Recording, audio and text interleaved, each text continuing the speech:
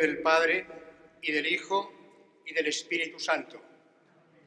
Cristo por nosotros se hizo obediente hasta la muerte, y una muerte de cruz. Saludo con particular afecto a mi hermano sacerdote, el cura párroco don Alberto. Saludo también con respeto y deferencia al señor alcalde presidente y corporación del muy ilustre ayuntamiento de nuestra villa de Ágreda. Saludo también al señor alcalde de Banos, que nos acompaña en representación del patronazgo. Saludo al señor presidente, mayordomos y cofrades de la Cofradía de la Santa Veracruz, a la Guardia de Soldados Romanos, a las autoridades civiles y militares, al coro de música que interpretará canciones entre palabra y palabra. A todos vosotros, queridos hermanos y amigos, fieles presentes en esta Basílica de Nuestra Señora de los Milagros, que participáis en este sermón tradicional de las 7 palabras, y a todos los que seguís la retransmisión por los diversos medios de comunicación, YouTube de la parroquia, Televisión La 8 Soria y otros medios. Agradezco la invitación que me ha hecho la Cofradía de la Santa Veracruz para predicar un año más el sermón de las 7 palabras. Es la tercera vez que predico en nuestro pueblo de Ágreda. Es bueno recordar que la Cofradía de la Veracruz fue fundada un 7 de abril del año 1556.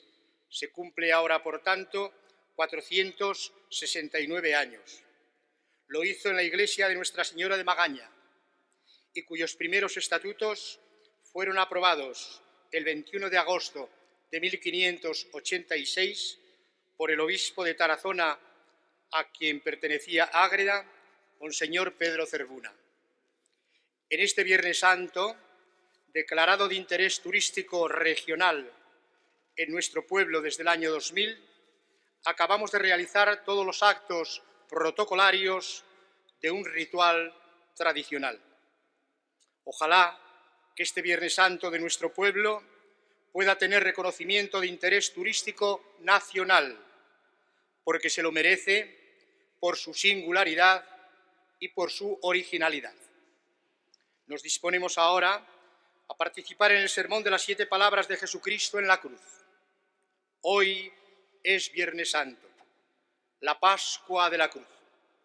En el marco de esta Semana Santa, que es el tiempo en que se condensa la celebración del misterio pascual de Cristo de una manera litúrgica y sacramental en las iglesias y en los templos, y de una manera figurativa y plástica en las calles y plazas, expresión de la piedad popular al servicio de la fe y de la evangelización.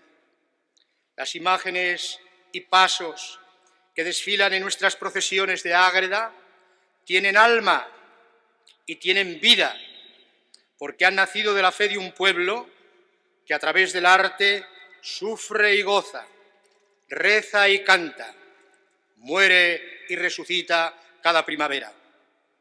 Nuestra imaginaria religiosa tiene pedagogía y tiene apologética. Es una catequesis viviente. La fe, cuando es viva, es capaz de crear cultura, arte y belleza, y también turismo y gastronomía. Celebramos este Viernes Santo dentro de la Semana Mayor del año litúrgico, en este tiempo de gracia que es el jubileo ordinario del año 2025, convocado por el Papa Francisco por la bula Spes non confundit, la esperanza no defrauda, y con el lema Peregrinos de Esperanza. Nuestra Basílica de los Milagros es templo jubilar en la diócesis de Osma Soria. En esta basílica, en la capilla de San Pedro, están representados los signos expresivos del jubileo, con paneles explicativos. La cruz con el Cristo de los Caballeros Hospitalarios de San Juan de Jerusalén. La pila del bautismo donde fue bautizada nuestra venerable Madre, Sor María de Jesús de Ágreda. La sede del sacramento de la penitencia y la escultura majestuosa e imponente de San Pedro en la cátedra, para expresar la comunión con el sucesor de Pedro, el obispo de Roma, el Papa Francisco, que preside en la unidad y en la caridad a toda la Iglesia peregrina en la tierra. En esta mañana pedimos por su salud y por su total restablecimiento, como expresión de comunión filial con el sucesor de Pedro, el Santo Padre, el Papa Francisco. Estamos llamados a ganar durante este año la indulgencia plenaria. Oremos al Dios de la paz, que nos quiere hermanos y no enemigos, para que en la humanidad cese el odio y venza el amor, para que triunfe el sentido común y se respete el derecho internacional. Estamos ahora congregados en nuestra Basílica de la Virgen de los Milagros, autoridades y pueblo fiel, cofrades con el traje de gala y ante el grupo escultórico del Calvario de Santa Mónica, escoltado por la guardia de los soldados romanos, para escuchar con piadoso recogimiento, como lo estáis haciendo, y en clima de meditación contemplativa, las 7 palabras que Jesús pronunció desde la cruz antes de morir por nosotros. Jesús, el Maestro, desde la cátedra de la cruz, pronuncia sus 7 últimas palabras. Son palabras que se han plasmado en composiciones musicales, en poemas, en pinturas y en esculturas. Son palabras de amor y de dolor, porque el corazón siempre sangra por donde ama. Son palabras de luz y palabras de vida. Son palabras pronunciadas por la primera y eterna palabra del Padre Jesucristo. Escuchad, hermanos. Primera palabra: Padre, perdónalos, porque no saben lo que hacen. En la cima del Gólgota, suspendido entre el cielo y la tierra, con los brazos abiertos en ademán de abrazar al género humano, Jesús abre los labios, rompe su silencio y ora: Padre, perdónalos, porque no saben lo que hacen. Jesús, desde la cruz, cumple lo que había enseñado: perdonad a los enemigos, rezad por los que os persiguen y maldicen. Cristo pide perdón para todos, para los verdugos que lo crucifican, para los sumos sacerdotes Anás y Caifás, para Herodes y Pilatos que se lava las manos, para Simón Pedro que lo traiciona y para Judas el traidor que lo entregó. Y pide perdón para ti y para mí, para todos, para todos, para todos. Cristo, en el llamado Sermón de la Llanura, en el Evangelio de Lucas, y en el Sermón de la Montaña, en el Evangelio de San Mateo, había propuesto la sublime revolución del amor cristiano: perdón en vez de venganza y amor en vez de odio. Este Evangelio del perdón, queridos hermanos, que contiene la primera palabra de Jesús en la cruz, es radical, sublime, molesto y casi imposible de cumplir humanamente si no es con la gracia de Dios. Todos llevamos en el corazón la ley del talión, que nos manda el odio y la venganza, el ojo por ojo y diente por diente. El que la hace, que la pague. Precisamente porque lo sabía, Jesús nos propone otro camino revolucionario, el del perdón, el de la felicidad. Queridos hermanos, cuánto sufrimiento, cuántas divisiones, cuántas guerras podrían evitarse en el mundo si el perdón y el amor y la misericordia fueran el estilo de nuestra vida y de las relaciones. Incluso en la familia. Cuántas familias desunidas que no saben perdonarse. Cuántos hermanos que tienen el rencor dentro. Es necesario aplicar el perdón, fruto del amor, en todas las relaciones humanas, entre los esposos, entre los padres e hijos, dentro de nuestras comunidades, en la Iglesia en la sociedad y también en la política. Y acabo esta primera palabra, como todas, con una súplica y oración. Señor, haz de mí, como dice San Francisco de Asís, instrumento de tu paz. Que allá donde haya odio, yo ponga amor. Que allá donde haya ofensa, yo ponga amor. Que allá donde haya discordia, yo ponga la unión.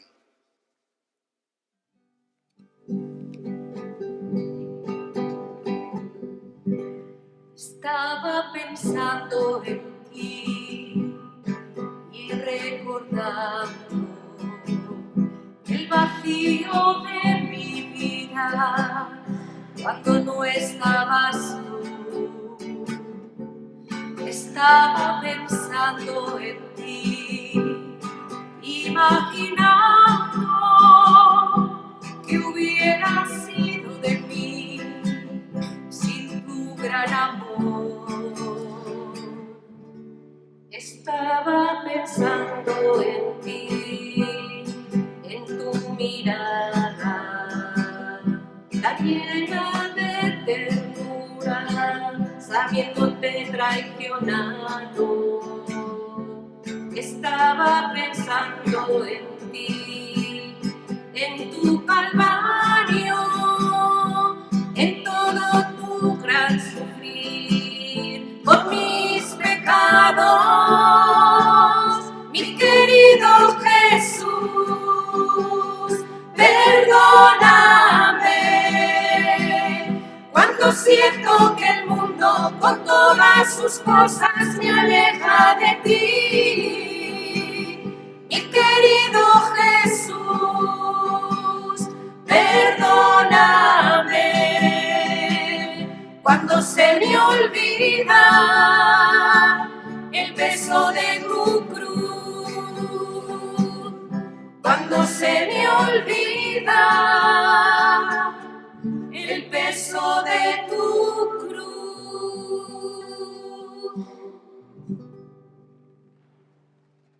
Segunda palabra, en verdad te digo, hoy estarás conmigo en el paraíso. Del Evangelio según San Lucas. Uno de los malhechores crucificados lo insultaba diciendo: ¿no eres tú el Mesías? Sálvate a ti mismo y a nosotros. Pero el otro, respondiéndole e inquebrándolo, le decía: ¿ni siquiera temes tú a Dios estando en la misma condena? Nosotros en verdad lo estamos justamente, porque recibimos el justo pago de lo que hicimos. En cambio, este no ha hecho nada malo.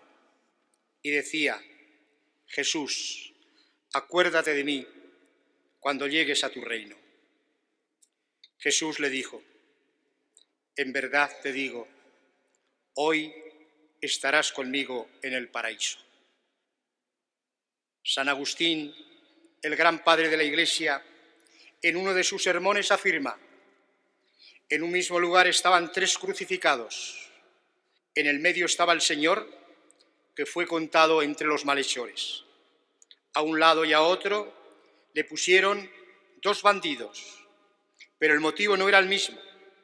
Se hallaban a ambos lados del crucificado, pero les separaba una gran distancia. A ellos los crucificaron sus desmanes, al Señor nuestros pecados. Hay tres hombres en la cruz, concluye San Agustín. Uno que da la salvación, Jesús. Otro que la recibe, el buen ladrón. Un tercero que la desprecia. Para los tres la pena es la misma, la crucifixión, pero todos mueren por diversa causa. Hasta aquí San Agustín. La segunda palabra de Jesús en la cruz, queridos hermanos, transmitida por San Lucas, es una palabra de esperanza. Es la respuesta a una oración de súplica de uno de los hombres crucificados con él, el buen ladrón, que la tradición ha llamado Dimas. El buen ladrón entra en sí mismo, se arrepiente, Se da cuenta que se encuentra ante el Hijo de Dios, que hace visible el rostro misericordioso del Padre y le suplica: Jesús, acuérdate de mí cuando llegues a tu reino. La respuesta del Señor a esta oración va mucho más allá de la petición. En efecto, Jesús le dice: en verdad te digo, hoy estarás conmigo en el paraíso. Es la primera canonización. Nada más se dijeron en aquel día de angustia y dolor el buen ladrón y Cristo. Pero esas pocas palabras pronunciadas con dificultad, por sus gargantas resecas, resuenan todavía hoy y constituyen siempre un signo de esperanza y de salvación para quienes han pecado, pero también creen, esperan y se arrepienten, aunque sea en el último momento de la vida. ¿Qué es lo que vio Jesús en el buen ladrón para regalarle en el último momento el cielo? Ve la extraordinaria fe del buen ladrón. Le bastó únicamente el gran milagro del amor, de la mansedumbre, de la confianza filial en su Padre y del asombroso perdón a sus enemigos. Le bastó esto para creer que estaba ante el Hijo de Dios, ante el Mesías, que tenía que venir a salvar al mundo. Ve también su sincero arrepentimiento. El que había sido un bandido y un criminal experimentó un tsunami interior que conmovió la dureza de su corazón ante la mirada compasiva y misericordiosa del Señor. ¡Qué fuerza la de la mirada de Cristo! Finalmente ve su inquebrantable esperanza. El buen ladrón, consciente del fin de su vida con todas sus cosas, no pudiendo poner en ella su confianza, puso su esperanza únicamente en Jesús y en el reino que él había inaugurado. Queridos hermanos, ¿qué lección podemos aprender esta mañana nosotros, que somos también pecadores? ¿Qué lección podemos aprender de la experiencia del buen ladrón? La respuesta es que la salvación es un don gratuito que se acoge. El hombre no vuelve profundamente a sí mismo por lo que hace, sino por lo que recibe. Tiene que esperar el don del amor, y el amor solo puede recibirlo como don. El hombre, para salvarse, depende de un don. Si se niega a recibirlo, se destruye a sí mismo. El amor, la misericordia y el perdón son dones que todos necesitamos, especialmente en este año jubilar, para lucrar la indulgencia plenaria, confesando nuestros pecados. Súplica final. Señor Jesucristo, que colgado en la cruz diste al buen ladrón arrepentido el reino eterno, míranos a nosotros, que como él confesamos nuestras culpas, y concédenos poder entrar también como él, después de la muerte, en el paraíso. Amén.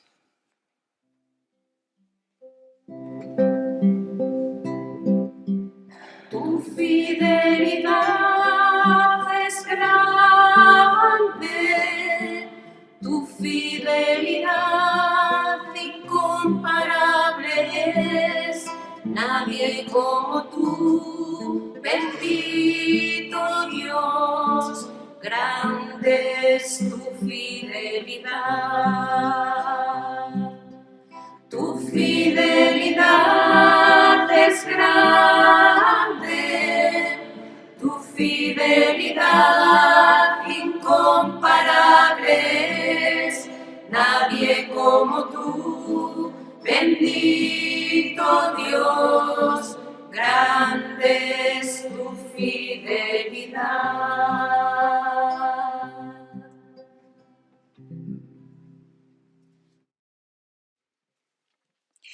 Tercera palabra: mujer, ahí tienes a tu hijo. Hijo, ahí tienes a tu madre. Del Evangelio según San Juan. Junto a la cruz de Jesús estaban su madre, la hermana de su madre, María la de Cleofás, y María la Magdalena. Jesús, al ver a su madre y junto a ella al discípulo al que amaba, dijo a su madre: «Mujer, ahí tienes a tu hijo». Luego dijo al discípulo: «Ahí tienes a tu madre». Y desde aquella hora el discípulo la recibió en su casa. Jesús ha pronunciado ya sobre la cátedra de la cruz sus dos primeras palabras. Ha pedido perdón para sus enemigos y ha empeñado su palabra divina en la salvación del buen ladrón. Ahora, cuando llega la hora central de Jesús, cuando van a cumplirse las promesas divinas y van a hacer la iglesia del costado abierto de Cristo, cuando hay profundas tinieblas a las 3 de la tarde porque se oscureció el sol y el tambor tenso de la tierra, en terremoto, comienza a redoblar por la muerte del Redentor, Jesús, en declaración solemne, proclama a su madre, la Virgen María, madre de todos nosotros, madre de los hombres. María estaba de pie junto a la cruz de su Hijo. María compartió el dolor profundo de su Hijo en el momento de la muerte en el Calvario. Una madre no se separa del Hijo. Se cumplía así la profecía del anciano Simeón en el templo de Jerusalén, que era como la segunda anunciación. Este ha sido puesto para que muchos en Israel caigan y se levanten, y será como un signo de contradicción, y a ti misma una espada te traspasará el alma. El acontecimiento salvífico del Calvario tiene dos sujetos, Cristo y su madre. Así lo expresa el texto del Concilio Vaticano II. María, padeciendo con su Hijo cuando moría en la cruz, cooperó de forma enteramente singular a la obra del Salvador. A la pasión de Cristo corresponde la compasión de María. Si el Hijo es el varón de dolores, su madre se convierte en la mujer de dolores. Si Él es el siervo de Yahvé sufriente, ella es la sierva del Señor, la dolorosa. Oh vosotros que pasáis por el camino, ved si hay dolor semejante a mi dolor. Con la secuencia de la fiesta de la Virgen de los Dolores rezamos: la Madre piadosa estaba junto a la cruz y lloraba, mientras el Hijo pendía, cuya alma triste y llorosa fiero cuchillo tenía. Oh dulce fuente de amor, hazme sentir tu dolor, para que llore contigo y que por mi Cristo amado, mi corazón abrasado, más viva en él que conmigo. En esta tercera palabra de Jesús en la cruz, correlativa hacia la mujer y hacia el Hijo, y vinculante para ambos, se fundamenta el título que el Papa San Pablo VI, al final de la tercera etapa del Concilio Vaticano II, concedió a María como Madre de la Iglesia. Y desde aquella hora, dice el texto de San Juan, el discípulo la recibió en su casa. La acogió en su propia realidad, en su propio ser, en su intimidad, en su hogar. Así, forma parte de su vida y las dos vidas se compenetran. Aceptarla en la propia vida es el testamento del Señor. Por tanto, en el momento supremo del cumplimiento de la misión mesiánica, Jesús deja a cada uno de sus discípulos como herencia preciosa a su misma madre, la Virgen María. Para nosotros, hijos de Ágreda, esta madre se llama Virgen de los Milagros, a quien sube hasta su trono santo nuestra humilde oración. La de sus hijos de hoy y la de nuestros mayores, que un día la coronaron, porque quisieron desde aquella dulce hora ser esclavos de su amor, como cantamos en el himno de la coronación. Acojamos a la Virgen de los Milagros en nuestro corazón y profesemos hacia ella una verdadera devoción, que, como afirma el Concilio Vaticano II, no consiste en un afecto estéril ni en una vana credulidad, sino que procede de la fe verdadera por la que somos conducidos a conocer las excelencias de la Virgen, a amarla como madre y a imitarla en sus virtudes. Señor Jesús, que en la hora suprema de la cruz nos diste como madre a tu madre, para nosotros, en la secular advocación de la Virgen de los Milagros, haz que la acojamos en la casa de nuestro corazón con un afecto tierno y filial, y le suplicamos hoy, como siempre, guárdanos siempre, Virgen Sagrada, de tus milagros cunda el favor, de nuestros padres la fe acendrada, brille fulgente bajo tu amor. Amén.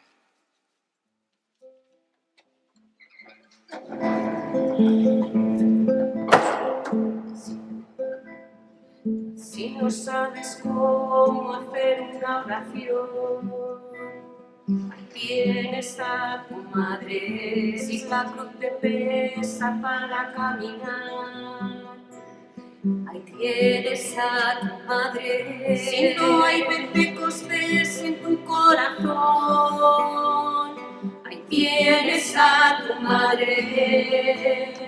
Ahí tienes a tu madre. Ahí tienes a tu madre.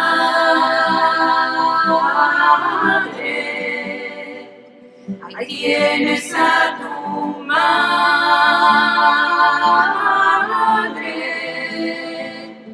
Ahí tienes a tu madre. Ahí tienes a tu madre. Ahí tienes a tu madre.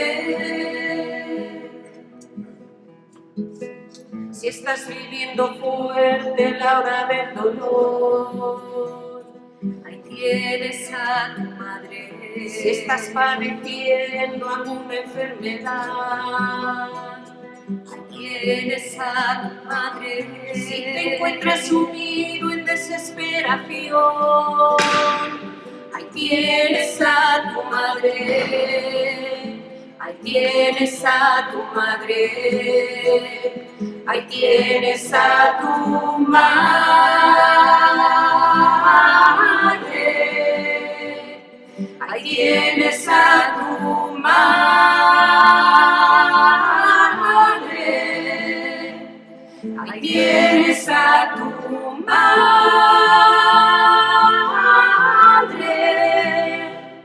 Ahí tienes a tu madre. Ahí tienes a tu madre.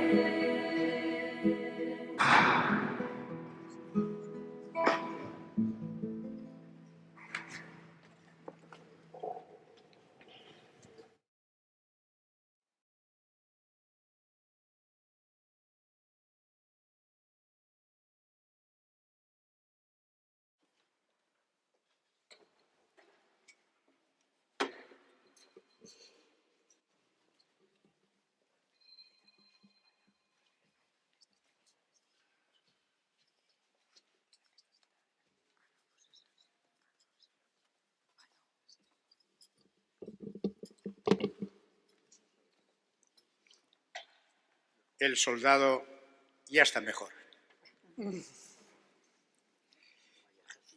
Cuarta palabra de Cristo en la cruz. Dios mío, ¿por qué me has abandonado? Del Evangelio según San Mateo. Desde la hora sexta hasta la hora nona vinieron tinieblas sobre la tierra, y a la hora nona Jesús gritó con voz potente: Elí, Elí, lema sabactani. Es decir, Dios mío, ¿por qué me has abandonado? Los evangelistas Mateo y Marcos relatan la cuarta palabra de Jesús moribundo, no solo en lengua griega, en la que está escrito su relato, sino también por la importancia de esta palabra en una mezcla de hebreo y arameo, la lengua en la que hablaba Jesús. De este modo, transmite no solo el contenido, sino hasta el sonido mismo de su oración. Escuchamos realmente en esta cuarta palabra las mismas palabras de Jesús tal como sonaban. Elí, Elí, lema sabactani. Pero ¿qué significado tiene la oración de Jesús? Aquel grito que eleva al Padre. Dios mío, ¿por qué me has abandonado? Las palabras que Jesús dirige al Padre son el comienzo del Salmo 21, un largo salmo que la Iglesia medita cada Viernes Santo, donde el salmista manifiesta la tensión entre sentirse por un lado solo, pero también con la conciencia cierta de la presencia de Dios en medio de su pueblo. Jesús reza en el momento último del rechazo de los hombres, en el trance del abandono, reza con el Salmo 21. En esta oración de Jesús se encierra la extrema confianza y a la vez el abandono en las manos de Dios, incluso cuando parece ausente, cuando parece que permanece en silencio, siguiendo un designio que para nosotros es incomprensible. El sufrimiento de Jesús en la cruz es un sufrimiento en comunión con todos nosotros y por nosotros, solidario con todos los hombres, que deriva del amor y ya lleva en sí mismo la redención y la victoria. En la oración llevamos a Dios también nuestras cruces de cada día, con la certeza de que Él está presente y nos escucha. El grito de Jesús en la cruz nos recuerda que en la oración debemos superar las barreras de nuestro yo y de nuestros problemas y abrirnos a las necesidades y a los sufrimientos de todos. La oración de Jesús moribundo en la cruz nos enseña a rezar con amor, a quejarnos con amor, porque también la oración, si es de queja y nace del amor, es oración. Pensemos, por ejemplo, en la soledad de los ancianos descartados porque ya no producen, en el drama del abuso sexual de los niños y de las personas vulnerables que tenemos que condenar. Pensemos en la angustia de tantas familias de refugiados y emigrantes a causa de las guerras, y en toda la interminable letanía de las angustias humanas y de los dolores que tienen múltiples rostros. Queridos hermanos, la cruz, el sufrimiento, el dolor, la muerte son un misterio. Para quien no tiene fe, ese misterio puede conducir al absurdo y desembocar en la desesperación, como quiere la filosofía nihilista y afirma el existencialismo ateo. Pero para quien tiene fe en Dios y espera en el Señor, ese misterio, aunque no lo entendamos, tiene un sentido y tiene un valor. El Concilio Vaticano II, en el mensaje a los pobres, a los enfermos, a todos los que sufren, dice: la única verdad capaz de responder al misterio del sufrimiento y de daros un alivio sin engaño es la fe y la unión al varón de dolores, a Cristo, el Hijo de Dios, crucificado por nuestros pecados y nuestra salvación. Cristo no suprimió el sufrimiento y tampoco ha querido desvelar enteramente sus misterios. Él lo tomó sobre sí, y eso es bastante para que nosotros comprendamos todo su valor. Oh vosotros, que sentís más pesadamente el peso de la cruz, vosotros que sois pobres y desamparados, los que lloráis, los que estáis perseguidos por la justicia, vosotros sobre los que se calla, vosotros los desconocidos del dolor, tened ánimo, sois los preferidos del reino de Dios, el reino de la esperanza, de la bondad y de la vida. Sois los hermanos de Cristo paciente y con Él, si queréis, salváis al mundo. He aquí la ciencia cristiana del dolor, la única que da paz. Sabed que no estáis solos, ni separados, ni abandonados, ni inútiles. Sois los llamados por Cristo, su viva y transparente imagen. Señor, cuando la espina de la cruz se clave en nuestro corazón, cuando sintamos las horas bajas de la depresión, cuando estemos deprimidos e inquietos, cuando nos sintamos apesadumbrados y tristes, adoremos y confiemos. Adoremos y confiemos, según la oración de Pierre Teilhard de Chardin. Cuando la luz de la fe se oscurezca y la ilusión ya no brille, danos valor para no desesperar y acudir, como tú, a Dios, para decirle con la oración del abandono y de la esperanza: Dios mío, ¿por qué me has abandonado?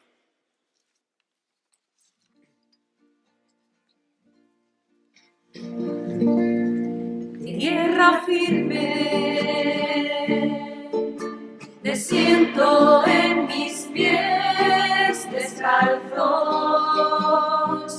luna llena, testigo de mi llanto amargo. Esta noche reseca está mi alma y pienso que este cáliz no puedo consumirlo entero. Siento que llega la hora, mis labios deben callar, solo hablaré con mi cuerpo, que se haga tu voluntad. No me abandones, oh Padre, mientras abrazo esta cruz. Sé que entregando mi vida para el mundo seré luz.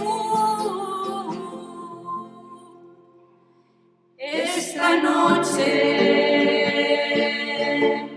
reseca está mi alma y pienso que este cáliz no puedo consumirlo entero.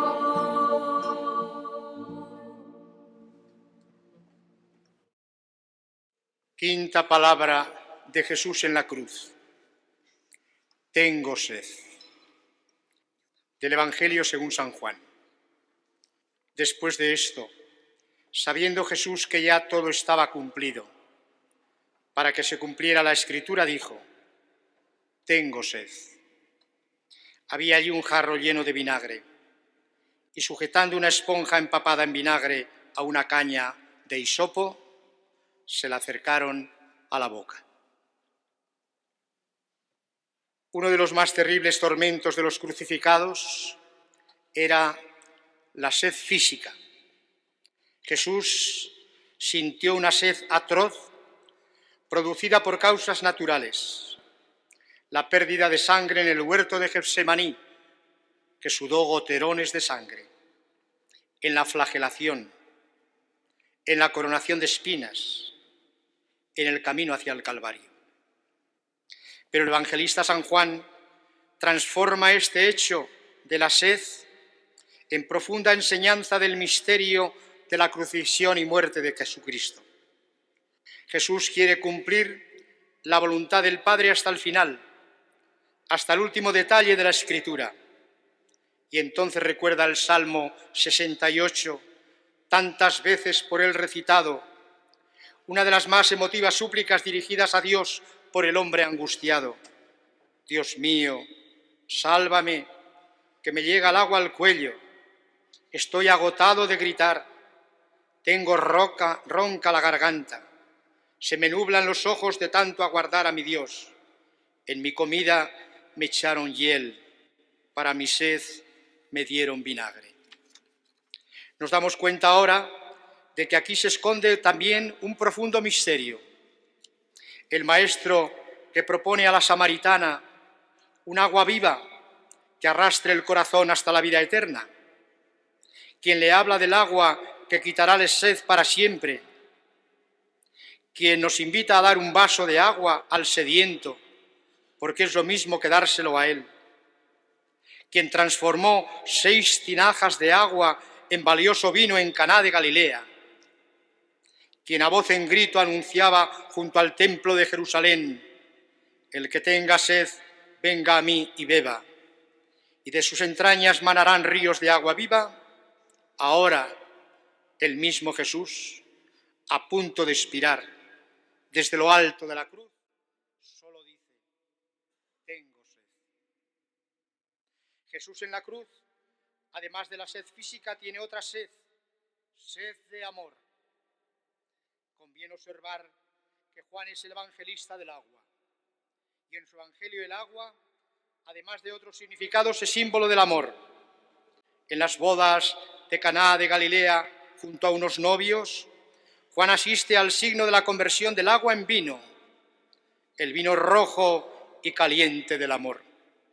La tarde del Jueves Santo que celebrábamos ayer, en la cena pascual in mesa in cena Domini, el vino de las bodas se convierte en sangre, la sangre roja y ardiente del amor de Cristo.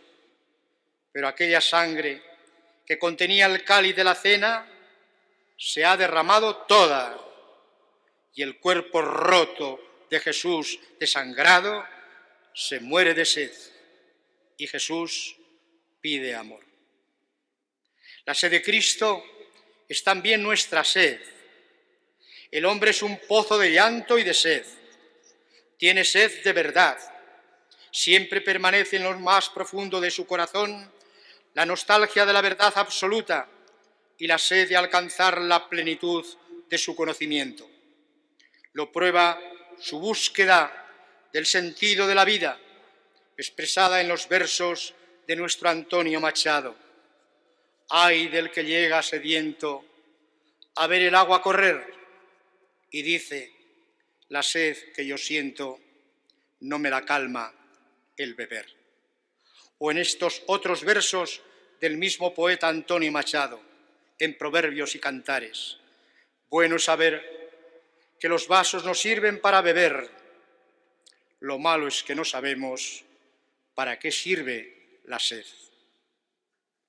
El desarrollo de la ciencia y de la técnica, ahora con la inteligencia artificial, no exime al hombre de plantearse los interrogantes fundamentales, sino que más bien le estimula a afrontar las luchas más dolorosas y decisivas, como son las del corazón y las de la conciencia moral, a las que no puede dar contestación la inteligencia artificial. Ningún hombre puede eludir las preguntas fundamentales: ¿quién soy yo?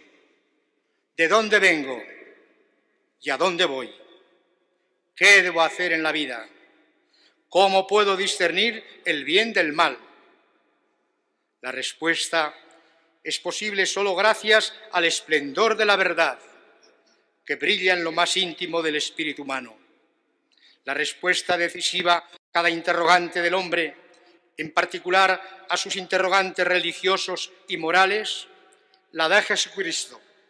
Más aún, como recuerda el Concilio Vaticano II, la respuesta es la persona misma de Cristo. Realmente, el misterio del hombre solo se esclarece en el misterio del Verbo encarnado. Finalmente, el hombre tiene sed de Dios, plenitud de verdad, de bien, de belleza, de vida, de espíritu, porque el hombre es un clamor ontológico referido a la trascendencia, según la célebre frase de San Agustín: nos has hecho, Señor, para ti, y nuestro corazón está inquieto hasta que descanse en ti. Señor, en la cruz tuviste sed de mí y de mi amor, y ahora mi alma tiene sed de ti, como tierra reseca, agostada, sin agua. Jesús, que en mi sed acuda a ti, fuente de agua viva, para que nunca más tenga sed. Amén.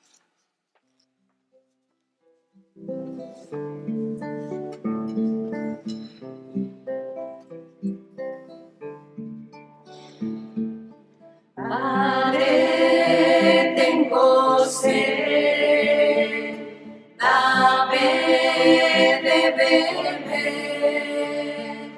Padre, tengo sed, dame de beber. Pues solo tú me das la vida capaz de curar mis heridas, pues solo tú tienes la vida capaz de curar mis heridas. Padre, tengo sed, dame de beber.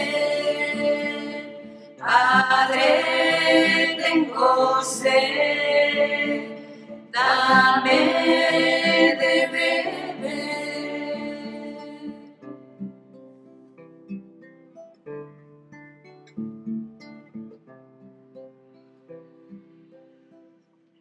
Sexta palabra. Cumplido. Jesús, cuando tomó el vinagre, dijo: está cumplido. Jesús había terminado de rezar pausadamente el Salmo 21 en la cuarta palabra. Había gritado su sed física y espiritual en la quinta palabra. Y después de tomar el vinagre, dijo: todo está cumplido. Según el Evangelio de San Juan, Jesús pronunció esta palabra poco antes de morir. En ella manifiesta su conciencia de haber cumplido la misión para la que fue enviado por el Padre. No se trata tanto de que Jesús haya realizado sus proyectos, sino de la conciencia de que ha cumplido la voluntad del Padre en obediencia filial y amorosa hasta entregar su vida en la cruz. Habiendo amado a los suyos que estaban en el mundo, los amó hasta el extremo, hasta el final, hasta morir. Desde el vientre de su madre hasta el nacimiento en Belén, desde el nacimiento hasta el Calvario, todos los momentos de la vida de Jesús están marcados por el fiel cumplimiento de la voluntad del Padre. ¿No sabíais que debía ocuparme en las cosas de mi Padre?, contesta Jesús a sus padres en la visita al templo a los 12 años.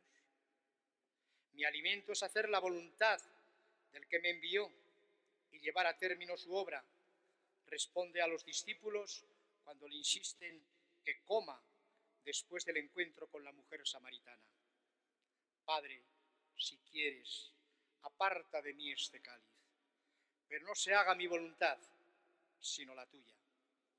Es la oración en la agonía del huerto de los olivos en Getsemaní. El cumplimiento de la voluntad del Padre culmina en la llegada de su hora. Yo te he glorificado sobre la tierra, he llevado a cabo la obra que me encomendaste, y ahora, Padre, glorifícame junto a ti, con la gloria que yo tenía junto a ti antes de que el mundo existiese. Para el evangelista San Juan, la glorificación y la hora de Jesús se verifican en su muerte en la cruz. Queridos hermanos, ojalá que nosotros, al llegar el momento supremo de nuestra vida, podamos decir: todo está cumplido. Ojalá que al hacer balance de nuestra vida no seamos el siervo negligente y holgazán que mereció la reprobación del Señor, sino que recibamos la aprobación.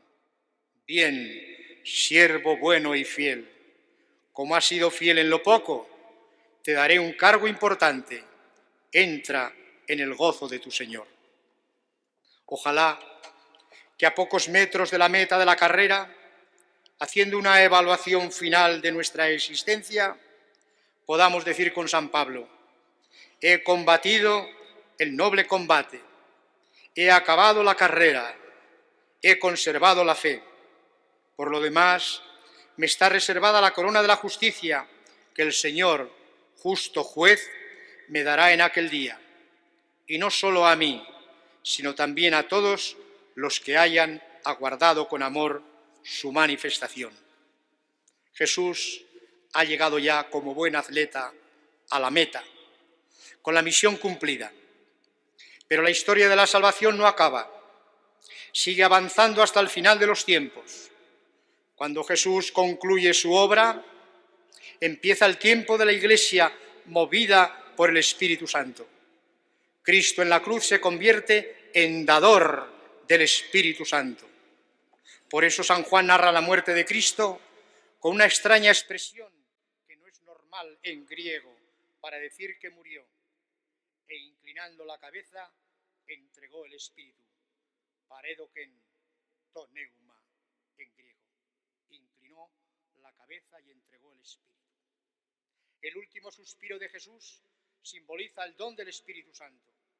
Él os lo enseñará todo y os irá recordando todo lo que yo he dicho.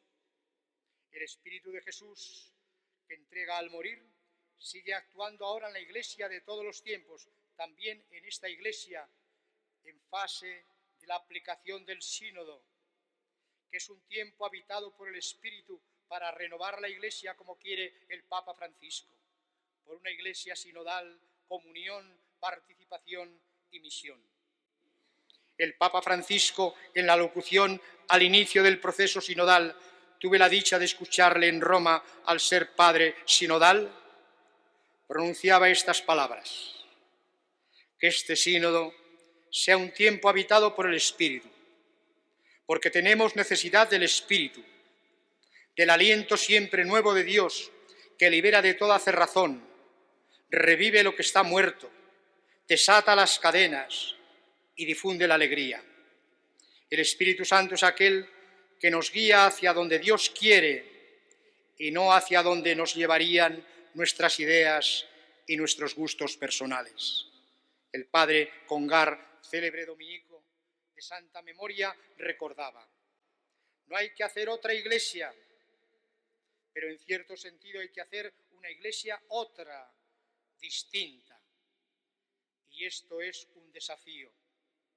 Por una iglesia distinta, abierta a la novedad que Dios le quiere indicar, invoquemos al Espíritu con más fuerza y frecuencia y dispongámonos a escucharlo con humildad, caminando juntos, que eso significa sínodo, tal como Él, creador de la comunión y de la misión, desea, es decir, con docilidad y valentía. Y acababa el Santo Padre, el Papa Francisco: ven, Espíritu Santo, tú que suscitas lenguas nuevas y pones en los labios palabras de vida, líbranos de convertirnos en una iglesia de museo, hermosa pero muda, con mucho pasado pero poco futuro. Ven en medio de nosotros para que en la experiencia sinodal no nos dejemos abrumar por el desencanto, no diluyamos la profecía, no terminemos de reducirlo todo a discusiones estériles. Ven, Espíritu de amor, dispón nuestros corazones a la escucha. Ven, Espíritu de santidad, renueva al santo pueblo fiel de Dios. Ven, Espíritu creador, renueva la faz de la tierra. Hasta aquí el Santo Padre. Y acabo con la súplica final en esta palabra. Gracias, Señor, por haber cumplido fiel y amorosamente la voluntad del Padre y habernos entregado tu Espíritu, que hace nuevas todas las cosas y rejuvenece a la Iglesia. Amén.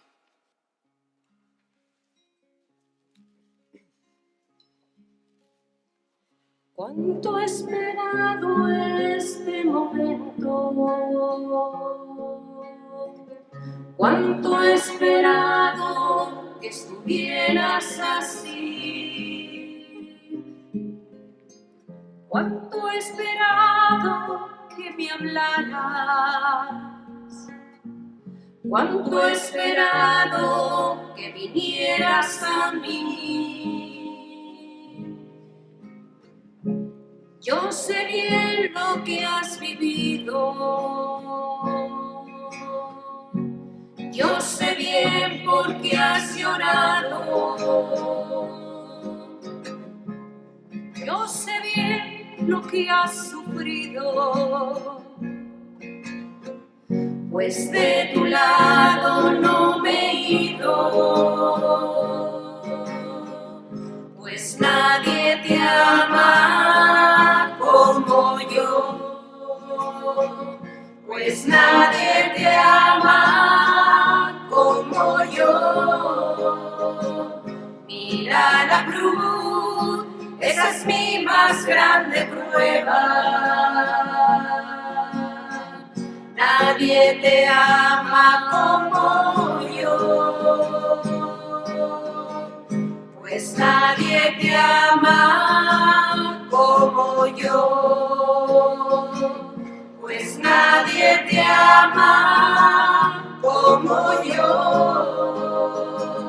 Mira la cruz, fue por ti, fue porque te amo.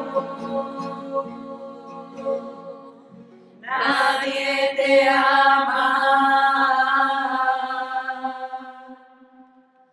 como yo.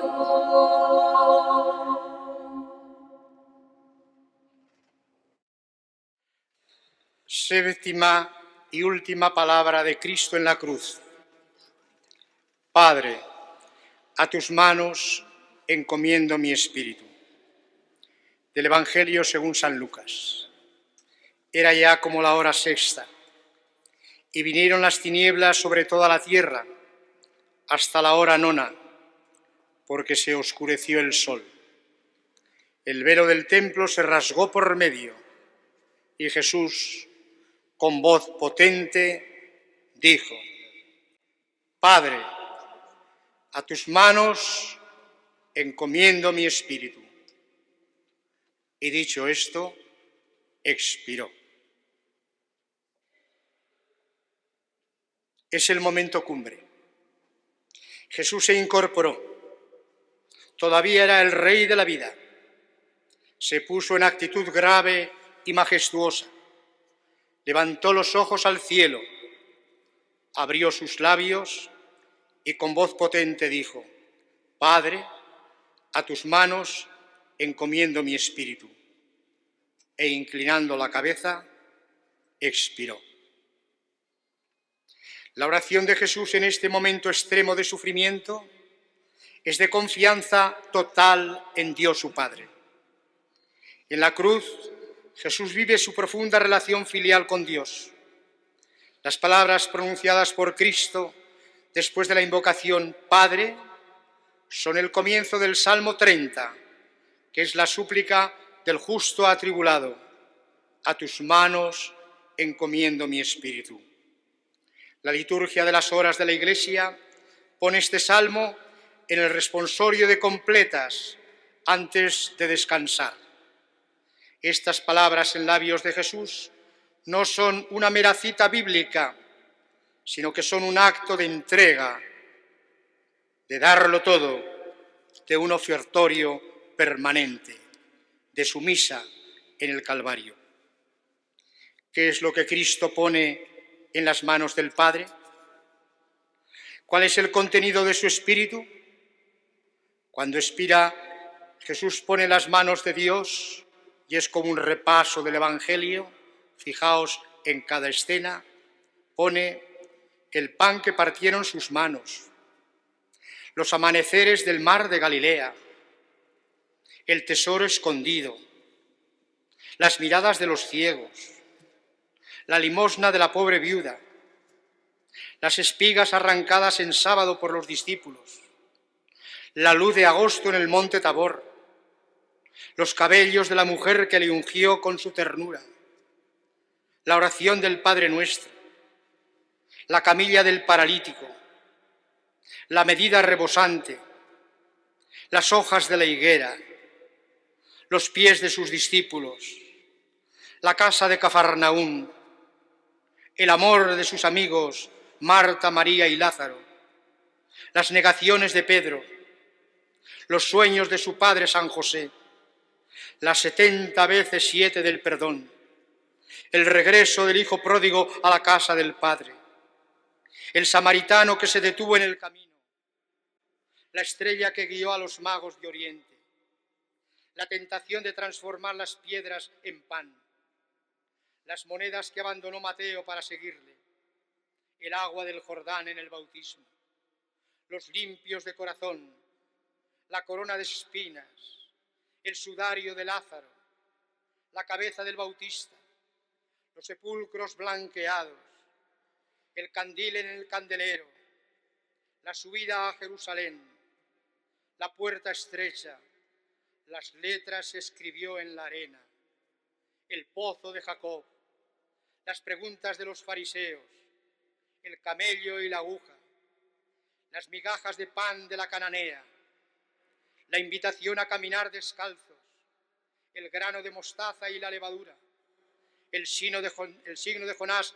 en la ballena, la tempestad calmada, la copa de su sangre, el pórtico de Salomón, las piedras cayendo de las manos de los viejos ante la mujer adúltera, las palabras de Isaías, el vino alegre de las bodas en Caná de Galilea, las manos de Pilato, la soledad de las últimas horas, las lágrimas de María, la sal del mundo, la justicia del reino y todo lo que se dará por añadidura.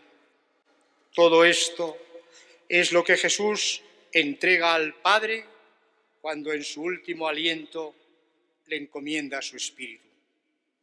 Carlos de Foucauld, el antiguo vizconde y militar, y luego mendigo y pobre entre los pobres de Argelia, que en su madurez fue un místico contemplativo en el desierto y que fue canonizado en Roma el 15 de mayo de 2022, compuso y vivió la bellísima oración del abandono y de la confianza en Dios que podemos hacer nuestra esta mañana al concluir este sermón. Padre, me pongo en tus manos. Haz de mí lo que quieras. Sea lo que sea, te doy las gracias. Estoy dispuesto a todo. Lo acepto todo, con tal de que tu voluntad se cumpla en mí y en todas tus criaturas. No deseo nada más, Padre. Te confío mi alma, te la doy con todo el amor de que soy capaz, porque te amo y necesito darme, ponerme en tus manos sin medida, con una infinita confianza, porque tú eres mi Padre. Queridos hermanos, queridos amigos, acabamos de proclamar y meditar las 7 palabras de Jesús en la cruz, en el marco solemne de nuestra Basílica de la Virgen de los Milagros y en este Viernes de la Cruz del año 2025. Ante la pasión y muerte del Señor, nos preguntamos como los primeros cristianos, ¿por qué ha padecido Cristo? Y la respuesta es, por nuestros pecados. Nace así la fe pascual expresada en la célebre frase de San Pablo en la carta a los Romanos: Cristo murió por nuestros pecados y resucitó para nuestra justificación. Hoy, día de Viernes Santo, es día de repetirnos a nosotros que Cristo nos amó y se entregó por nosotros, que Cristo me amó y se entregó por mí, que Cristo amó a su Iglesia y se entregó a sí mismo por ella, que nadie tiene amor más grande que el que da la vida. La cruz, queridos hermanos, es ya Pascua. Cuando sea levantado sobre la tierra, atraeré a todos hacia mí. Al alba del tercer día, la cruz reventó en vida ubérrima, en fruto y en cosecha de resurrección. El amor no podía quedar estéril. El amor verdadero siempre es fecundo El amor es vida, la cruz es luz, y la cruz floreció hasta la eternidad en triunfo de victoria. Por eso cantamos con sones de triunfo: victoria, tú reinarás, tu cruz nos salvarás.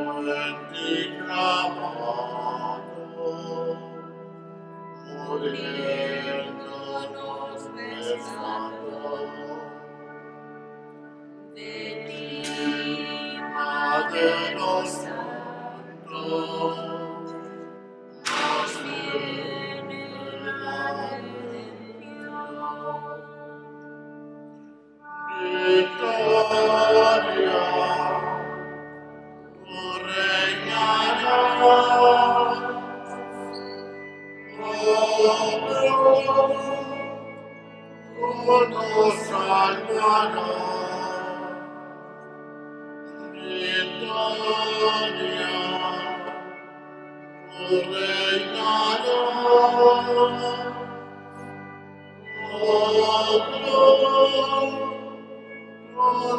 salvará.